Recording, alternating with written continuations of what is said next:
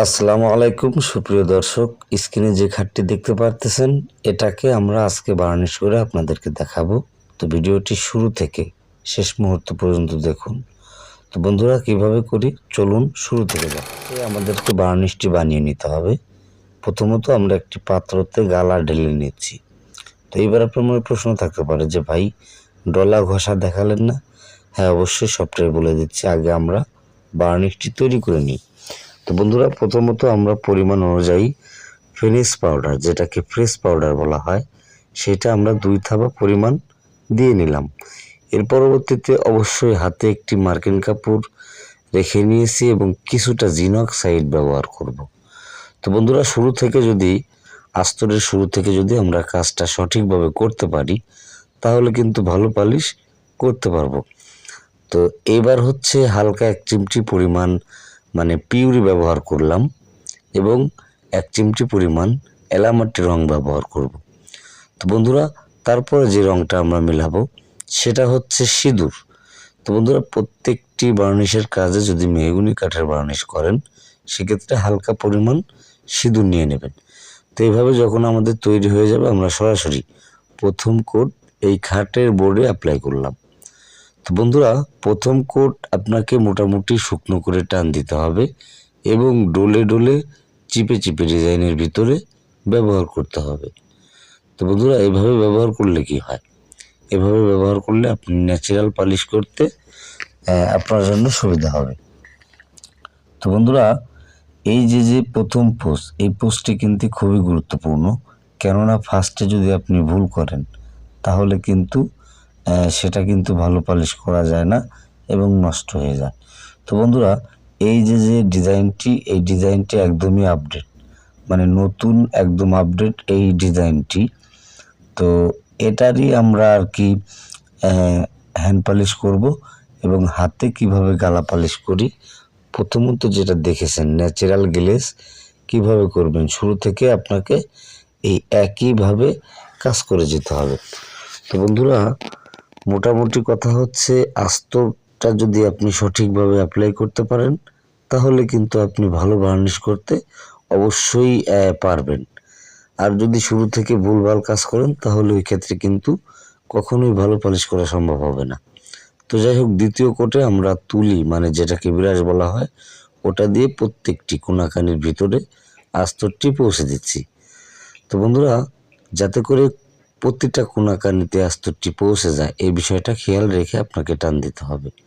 তো স্ক্রিনের দিকে দেখুন, তো এটা একদমই ন্যাচারাল এবং ভিতরে যে রিং ডিজাইন রয়েছে এই রিং ডিজাইনটা দেখতে কিন্তু খুবই ভালো লাগতেছে এবং এটা কিন্তু খুবই গুরুত্বপূর্ণ কাজ, যেটা হচ্ছে আপনাকে তুলি ব্যবহার করাটা। প্রত্যেকটি চিপার ভিতরে আপনাকে কিন্তু এই প্রথম কোট অ্যাপ্লাই করতে হবে যাতে করে কোনো জায়গায় বাদ না থাকে। এই বিষয়টা গুরুত্বপূর্ণভাবে আপনাকে দেখতে হবে। আর যদি কোনো জায়গায় জমাট বেঁধে থাকে সে বিষয়টাও খেয়াল রাখবেন যাতে করে ওই জায়গাটা জমাট বেঁধে না থাকে। সেই বিষয়টা খেয়াল রেখে আপনাকে তুলি ব্যবহার করতে হবে। তো বন্ধুরা, প্রথম কোটের যখন আমাদের ব্রাশ মারা হয়ে যাবে আমরা রোদ্দুরে রেখে দিয়ে এটাকে পুটিং করব।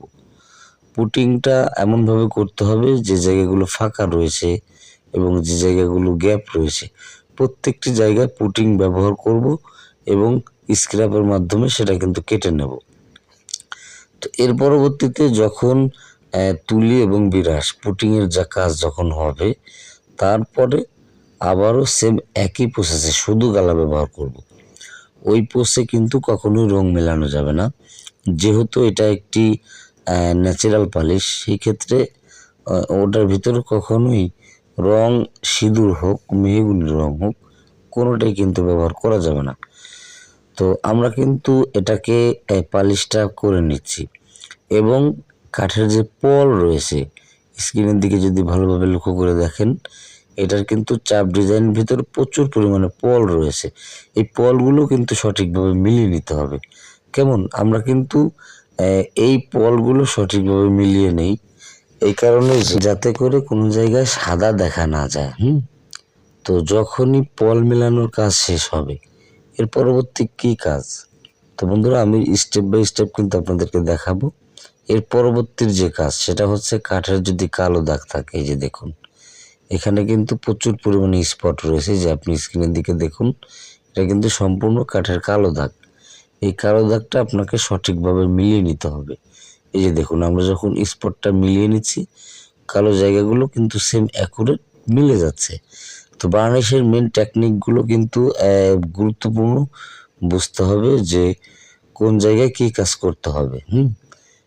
যে জায়গাগুলো কালো মানে দাগ রয়েছে, অনেক জায়গায় আছে না কাঠের কালো দাগ, এই যে দেখুন এই টপের উপরে কিন্তু আরেকটা দাগ রয়েছে, আমরা এটাকেও মিলে আপনাদেরকে দেখাচ্ছি। এই যে দেখুন, এটা কিন্তু সলিডভাবে মিলে যাচ্ছে। তো কিভাবে আসলে স্পট মিলাতে হয়, এটা যদি আপনার জানার আগ্রহ থাকে তাহলে অবশ্যই আমাদেরকে কমেন্ট করবেন। শুধু স্পট মিলানোর ভিডিও আপনাদের জন্য তৈরি করব। এই যে দেখুন, প্রত্যেকটি যে পচা জায়গা থাকবে এবং কালো জায়গা থাকবে, আমরা প্রতিটা জায়গায় কিন্তু মিলিয়ে দিয়েছি। এই যে দেখুন, এই জায়গাগুলো কিন্তু মিলে গিয়েছে। তো মিলানোর পরে এর পরবর্তীতে আপনি এভাবে ন্যাচারাল গ্লেজ করে নিতে পারবেন। এই যে দেখুন, এই খাটটাই কিন্তু আমরা গালা খাওয়িয়ে এর পরবর্তীতে এটাকে শুধু থিনার দিয়ে গ্লেজ করেছি। তো বন্ধুরা, এই অতি সহজে চাইলে আপনি থিনার পালিশ করে ন্যাচারাল ভালো পালিশ করে নিতে পারবেন। তো এটাই ছিল আসলে বার্নিশ করার কমপ্লিট প্রসেস। ভালো লাগলে অবশ্যই কমেন্ট করবেন। ভালো থাকবেন, ধন্যবাদ।